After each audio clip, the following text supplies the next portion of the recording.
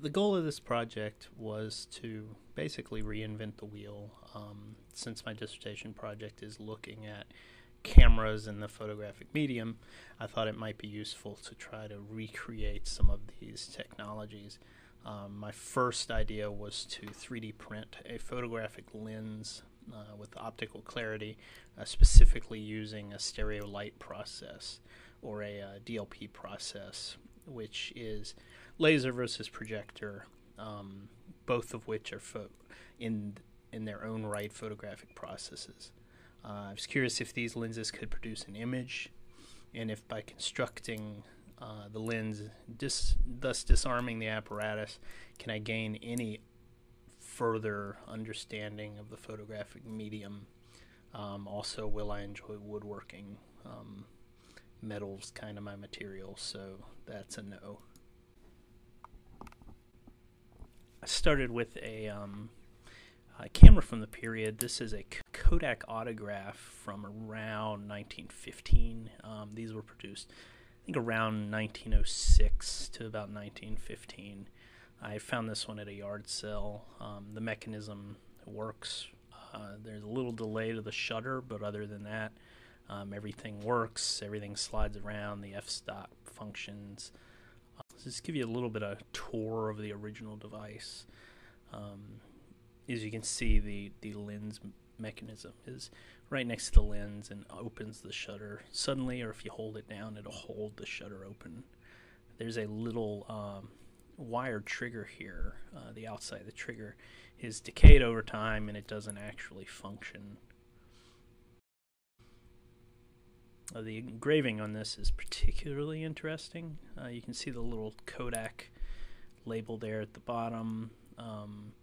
All of the plates around the lens are embossed. Later, when I actually build my camera, I'll do some metal work and emulate a few of these logos. Turn this around to the back. You can see the autograph stylus is still intact. This was used when the photograph was made. You could open this little door and actually write information about the photograph on the back of the photographic paper.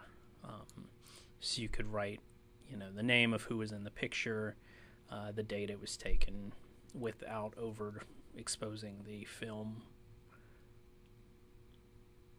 In an effort not to lose it, I've secured it in that little position with a little bit of force. I do have a little bit of a hard time getting it out of there, and this is really intricately engraved.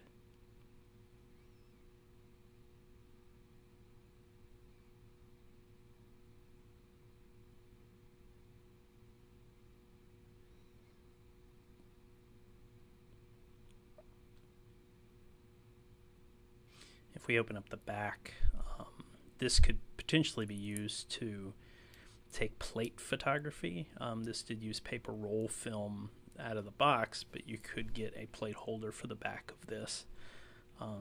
As you see it now, the bellows leak a ton of light. I had debated repairing the bellows and possibly restoring the camera or using it as a decorative object.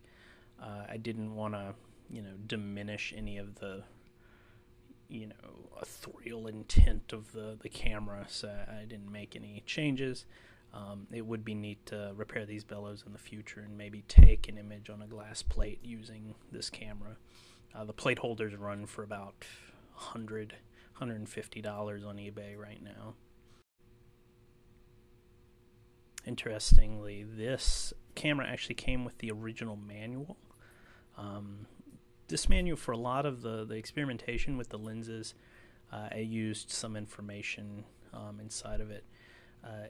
It's not like a modern manual. There's a ton of information in here, how to perform maintenance on the camera, basic photographic processes, how to hold the camera, different focal lengths for different types of photos, different exposure rates.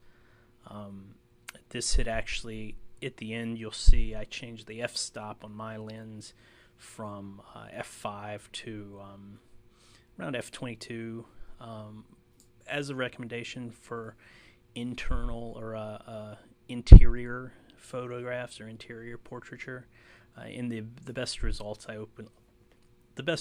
actually get are because of this f-stop change. These manuals are available in several locations in a digital format online.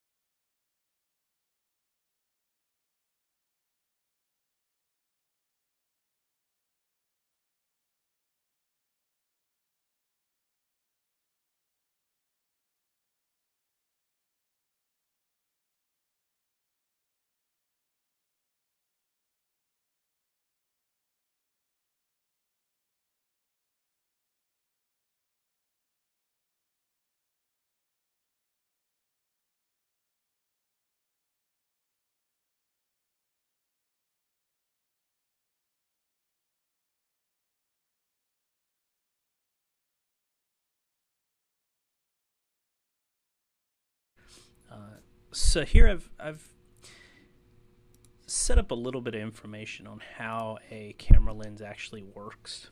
I looked up an article by Charles E. Meniere. He gave a lecture for the New York Camera Club on February 12th and described a couple of the different types of photographic errors you could have and how they were accounted for with different types of optics. The first diagram here is actually the ideal situation, or the ideal lens situation. Generally, this takes into account a lens of 0 thickness with a fixed focal point. Your focal point at f and your two radiuses of the lens, R1 and R2, and your thickness, I've noted with the term D here.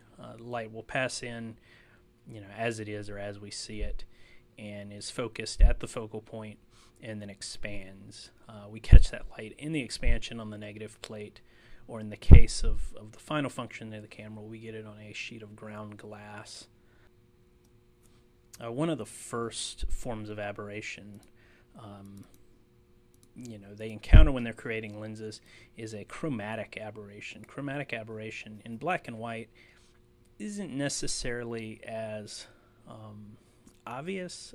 In a color photograph with a single lens, we see the wavelengths of the various colors being separated in the final image, giving a kind of soft focus, where each focus aura,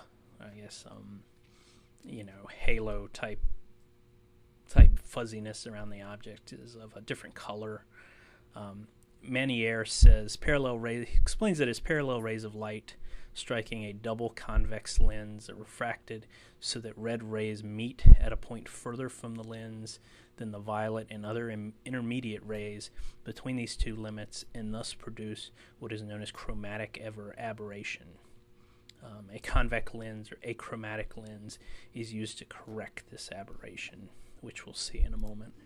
The second type of aberration, which is a little bit more common, generally if you're seeing this in photography, around the period I'm discussing, early 19th century. This type of aberration was intentional. Your spherical aberration, a lot of landscape photographs, you'll see spherical aberration.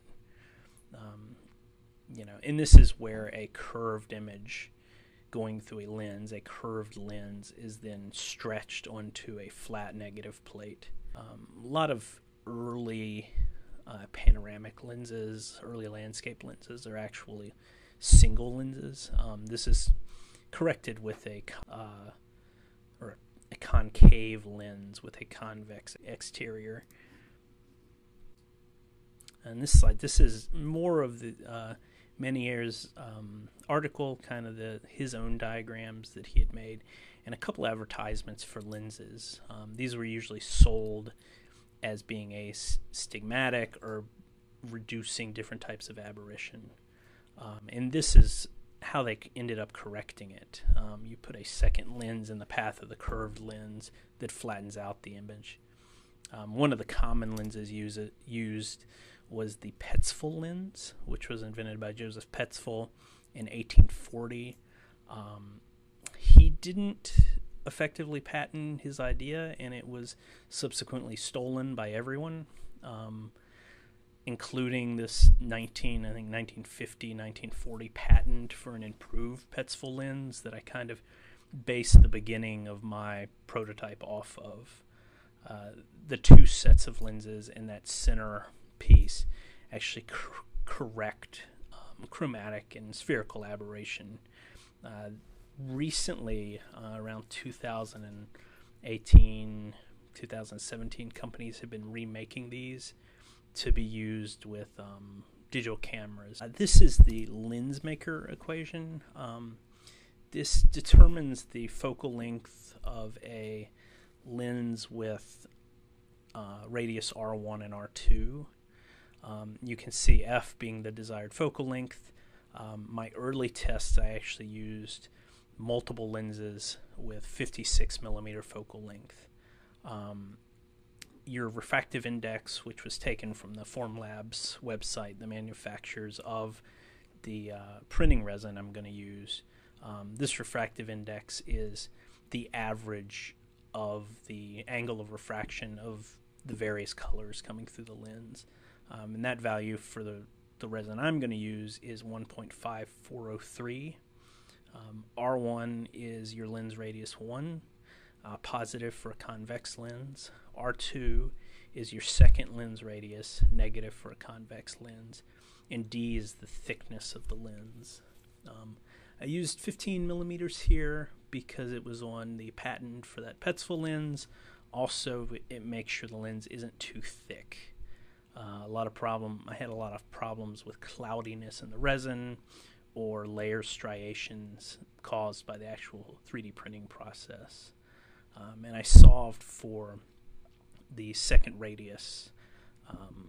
So what you'll see in a second, I set up a spreadsheet where I can input a first radius, a focal length, a thickness, and my N value, my refractive index, and I'll get the second radius that then can be designed in a CAD software. And this is the actual math. So for 250 millimeter lens with radius of 205 millimeters, this turned out to be a pretty good functional value. In our R2, we end up with, I think it was roughly 300, negative 300, 350, 305. Through the process, this is going to change. The spreadsheet I set up here will actually calculate these automatically. If you look, I'm pulling down the values to determine my R1s and my R2s, and then putting them in with the thickness into the lens maker equation on the right to get my final values, plus or minus the radius of the sphere I'm going to use so that they can be put into Fusion 360 and modeled.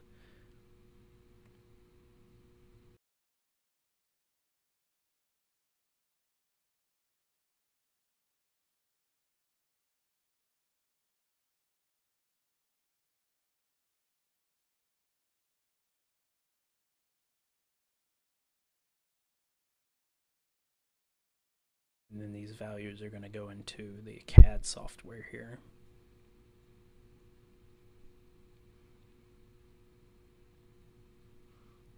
Now to do this, I used two spheres. The submenus don't actually show up in my recording, but I'm doing create sphere, inputting the radius values, and then just placing them to the left and right based on half diameters, plus or minus my 15 millimeter thickness. The resulting lens is actually the two objects separated and combined at the intersection of each of them that you'll see in a moment. And then I took a cylinder to get my desired diameter of 50 millimeters, a cylinder that then cuts the lens and gives me the radius I need.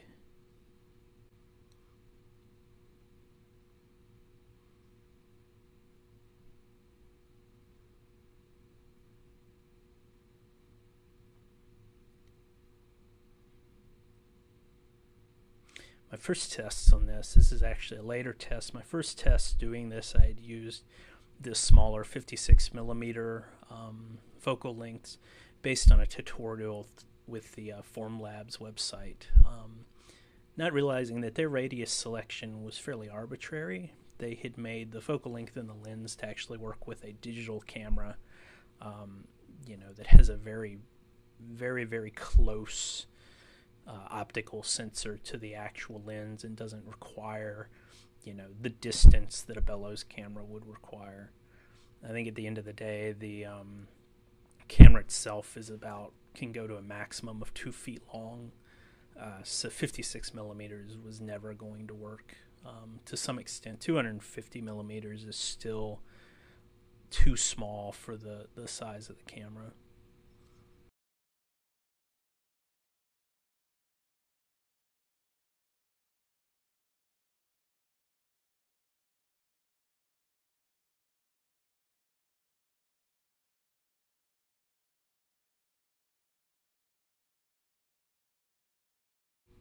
And then we extrude the cylinder and subtract it from the lens that you'll see here at the end of this.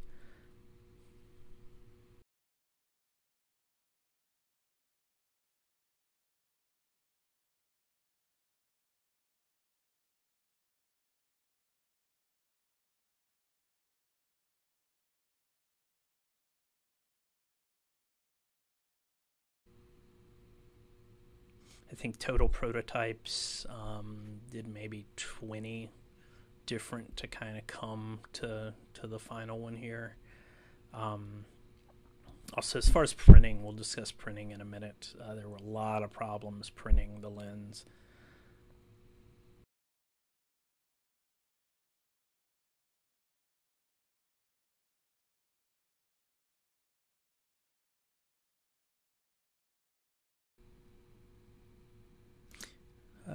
On this slide, this is a kind of a brief summary of how the 3D printing works.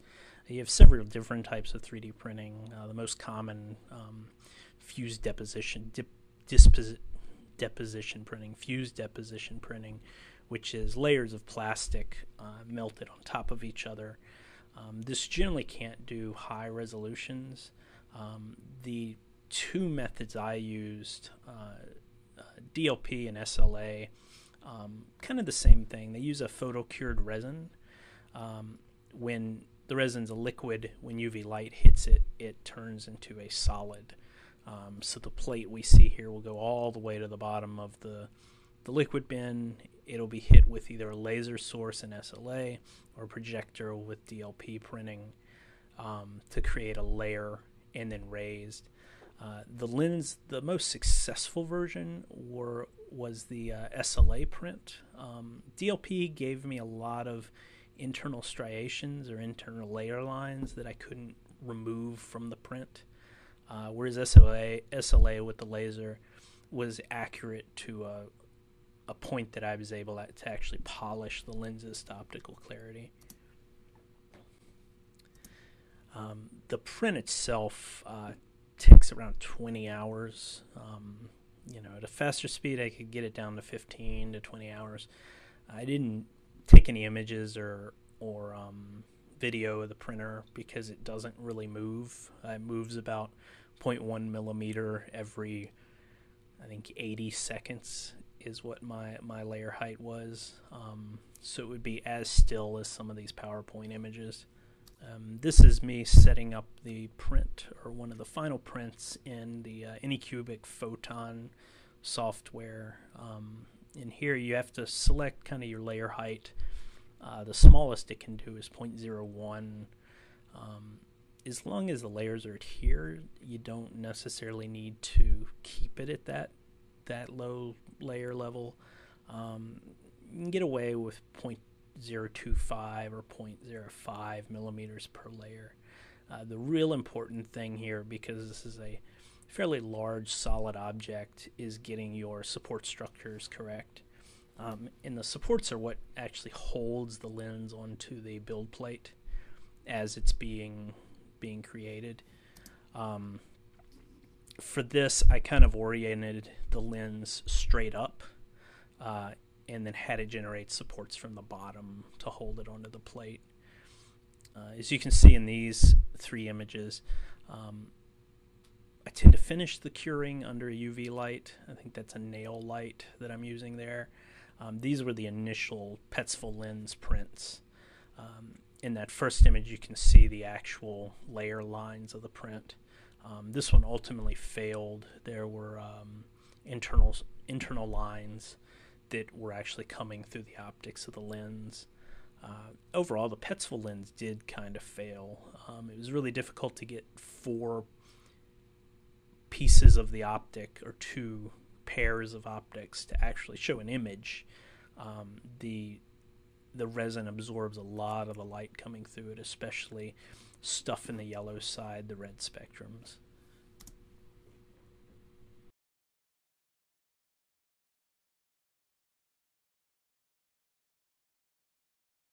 After the lens were printed, you go through a very tedious sanding process to kind of demonstrate some of this tediousness.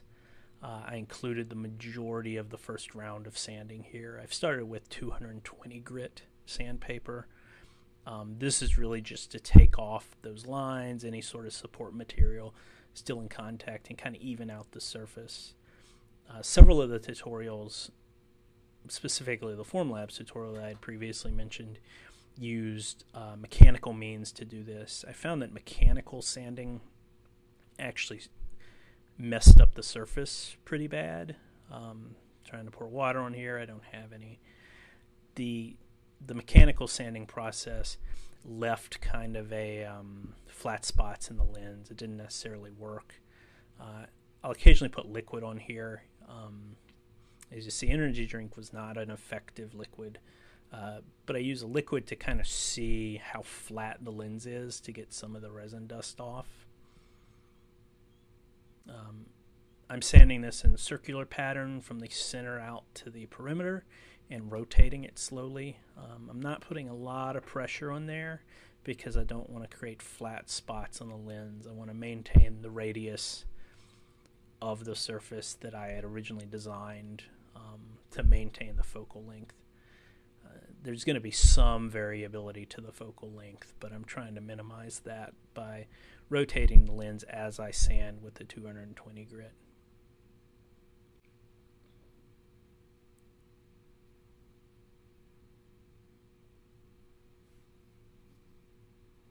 Hopefully the length of this lets you know how tedious this process is. After the 220 grit is roughed up, I clean it with an isopropyl alcohol, and your surface is going to be incredibly scored up, incredibly kind of scratched. And the idea is, you, at the end process, if you polish just the lens to the end or to a higher grit, you end up with micro scratches. So at this point, I actually mixed a 2-part epoxy resin and dipped the initially sanded lens into a clear resin to kind of fill those micro scratches, and it gives you a generally optically clear surface. The thickness of the surface is kind of variable because the resin is allowed to drip off by gravity, And this is the point I realized that the convex lenses needed for the Petzval lens weren't going to work. The resin or this surfacing process actually caused thick spots in the center of the convex lenses that negated any sort of optical quality that was possible with them. So around this point, I've decided to use a single convex lens as my final lens, to see what type of aberration I end up with at the end. After the initial sanding and surfacing, I've gone to a 600 grit sandpaper, 600 and then up to 800. I don't show the 800, but we're going to continue this until, we have an even, smooth surface. Again, not applying pressure to the lens, rotating slowly, and sanding in a circular pattern. These were new pants, and the resin did ruin them. The reason I'm actually not using any sort of flat surface is because while the resin's hard, if I pressed down on it, I could have potentially flattened parts of it. So it was easier to just use my knee as a soft surface than it was to use a table or some other material.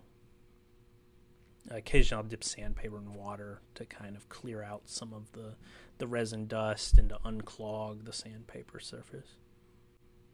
We do 600, 800 grit sandpaper until it's uniform surface, and then I switch to 1200. After the 1200, I switch to a polishing paste. I'm not sure what the grit on the polishing paste is. It's generally used for acrylic aquarium cleaning or acrylic aquarium polishing. It's a 3-part process. I want to say goes up to about 20,000 grit, and the final is kind of a filler oil type solution. The subsequent images that the lens is fairly clear. I'm able to see the focal length. I'm able to see the room through the lens upside down. At this point, I begin the process of actually building the camera. I am incapable of cutting a straight line in wood, so you'll see an error that kind of persists throughout the construction. I did add a little bit of creative flair, including some metal decorations. These fleur-de-lis were cut with a jeweler's saw. This is the lens being fitted onto the front fixture. I'm actually using a piece of PVC pipe for the lens enclosure. It just kind of fit. The bellows are folded cardboard with vinyl and felt on the inside. Keep them light tight. I used felt throughout to kind of absorb any light that was getting in. The rear plate, which this becomes problematic towards the end. This rear plate in a traditional camera from the period would accept a plate holder, which is a way to transfer the plate from whatever film box you're using to the camera without exposing it to light. On this initial one, I made the space in between the two pieces of wood fairly wide and used metal hinges here. There is a symmetry error that occurs in the first couple pieces of the camera and kind of extends itself through the whole process. By the time this rear plate was finished, it wasn't quite fitting right anymore, and I had to rebuild it.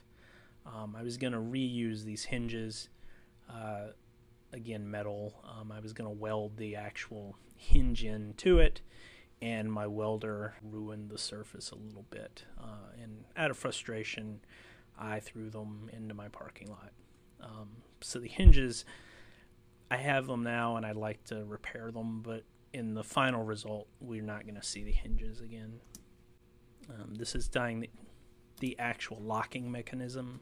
This lets me set the kind of the focus, set the compression of the bellows, and lock it with 2 or 4 actually wing nuts.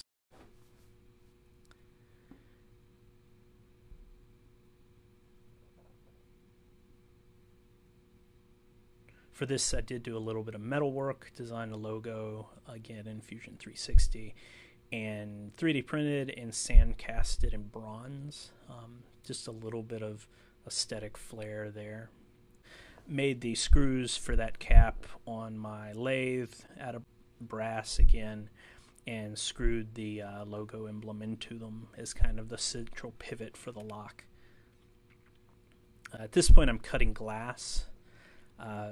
Kind of decided on 4x5 glass plates. In reality, the camera should have been designed from the size forward to the lens. At the end of the day, one of the main problems I had is not being able to make a convenient plate holder for the 4x5 lenses. This would have been much easier had I designed the plate holder initially and worked forward on the camera, as opposed to working with the lens and working backwards.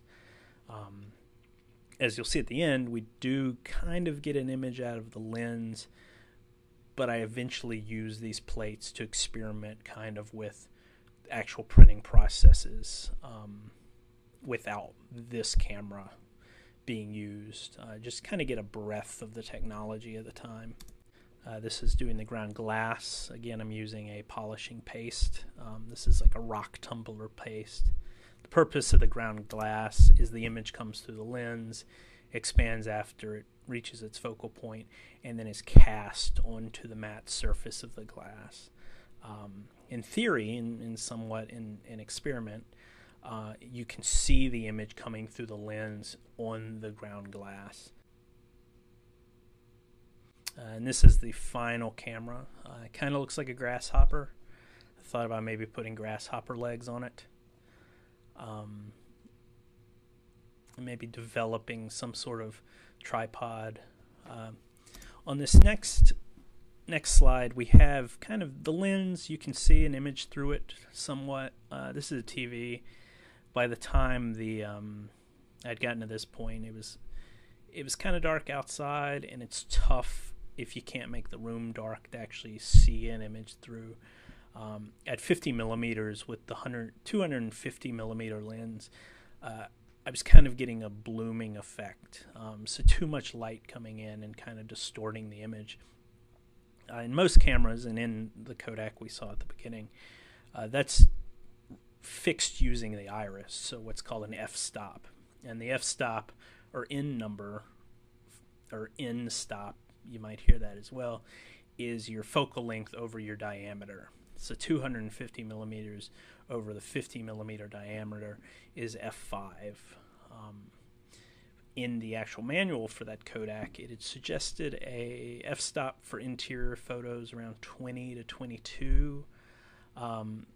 So I actually took just really a piece of cardboard, drilled a 1/4 or a 1/2 inch hole through the center of it, and put it inside the lens apparatus. So with 250 millimeter lens, with 1/2 inch, roughly 12.7 millimeter hole, we get an f-stop of 20, or an f number of 20, and we're actually able to see some sort of definition to the image. I'm not sure if the blurriness is because of the ground glass of the lens. I suspect, given the first image here, that the blurriness is some sort of internal, something to do with the internal structure of the lens, and might be a problem with the actual 3D printing process. This is, as of right now, as of this video, kind of the best results I was able to get. Some definition, not quite clear enough to do a portrait. I am going to try to improve on this and see if we can get things looking better. Finally, with the help of another MATX student, I was able to actually get access to VCU's darkroom, and found a recipe for doing silver gelatin prints. This is the recipe. This one was taken off of a photography forum. The name of the forum was actually handmadefilms.org, and this was a user's formula for silver gelatin emulsion. We found that it made way too much. The forum actually suggested that this amount would do about 5 plates. The amount in the original recipe was about 120 milliliters of emulsion, and I was able to actually get 5 plates with the values seen here. The silver nitrate was mixed from silver nitrate powder. Normally silver nitrate is created by doing a mixture of silver and nitric acid, and then letting the nitric acid evaporate off, which will give you a silver nitrate powder. The silver nitrate is going to be light sensitive to some extent. When it's in a liquid, it is definitely light sensitive. On the first batch of plates I did, the silver nitrate had either gone bad or been pre-exposed to light, and as you'll see, we got a lot of failed attempts.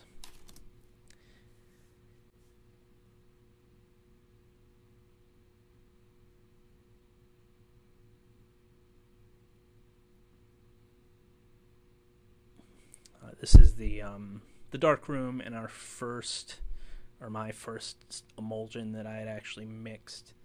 The silver nitrate was added in slowly. As we later found out with the successful emulsion, it should have been white. And these are the plates. When we actually put them in the developer and the fixer, we get white or black, just pure black. I had also not used the potassium bromide or pool cleaner on these, so they didn't stick to the glass. You can't really see it in these images, but when dipped in water, the emulsion actually came right off the glass. Big black boogers inside of the wash at the end. The handprints are just me putting developer on my hand and slapping a piece of the paper. This is the successful attempt with the bromide, with the silver. As you can see, the plates, once they're coated with the emulsion, are actually a white color under the amber lamps. The first one here is a photogram of my watch. And then the second, we had made negative, kind of projector negative prints of some digital photos and exposed them over top of the glass to create the positive images that you see on these next pictures of glass. The second one here is a composite of my face and kind of my arm